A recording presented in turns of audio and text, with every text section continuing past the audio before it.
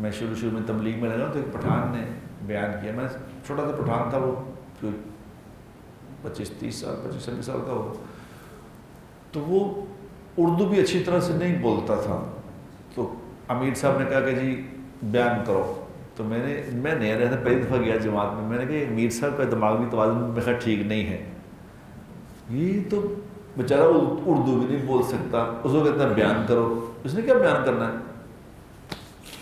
اس نے بسم اللہ الرحمن الرحیم پہ کھڑا ہو کر کہا کہ بھائیو دوستو بزرگو، اللہ تبارک و تعالیٰ نے دنیا کو مقدر سے جوڑا ہے اور آخرت کو مشقت سے جوڑا ہے، ہم نے الٹ کر دیا ہے، ہم نے دنیا کو مشقت سے جوڑ لیا ہے اور آخرت کو مقدر پہ جوڑا ہے۔ ایک اس نے بات کی اور میں نے وہ ایک بات سنی، میں نے کہا اب یہ کوئی بھی بات نہ کرے، اس نے پورا بیان کر دیا، یہ تو بات ہی ختم کر دی۔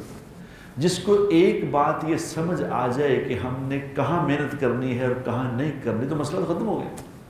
یہی تو سمجھ نہیں آ رہی کہ محنت کرنی کہاں ہے۔ ہم آخرت بنا سکتے ہیں، دنیا نہیں بنا سکتے، دنیا ہمارے ہاتھ میں نہیں ہے۔ لیس الانسان الا ما سعی، انسان کو وہی ملے گا جو اس نے محنت کی۔ اس آیت کا مطلب لوگوں نے یہ سمجھا ہے کہ دنیا میں محنت کرو اس کی ملے گا، دنیا کا ایسا تعلق نہیں ہے، یہ آیت دنیا کے لیے نہیں ہے، یہ تو آخرت کے لیے۔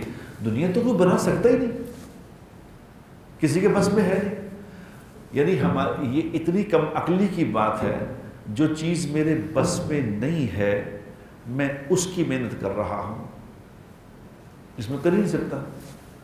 آج ہم سارے مل کے دنیا کی محنت کر رہے ہیں، دنیا میرے بس میں ہے نہیں۔ ویڈیو کے نیچے سبسکرائب کے بٹن پہ کلک کریں، بیل کے آئیکن پہ کلک کیجئے تاکہ ہر نئی ویڈیو کی نوٹیفیکیشن آپ کو مل جائے۔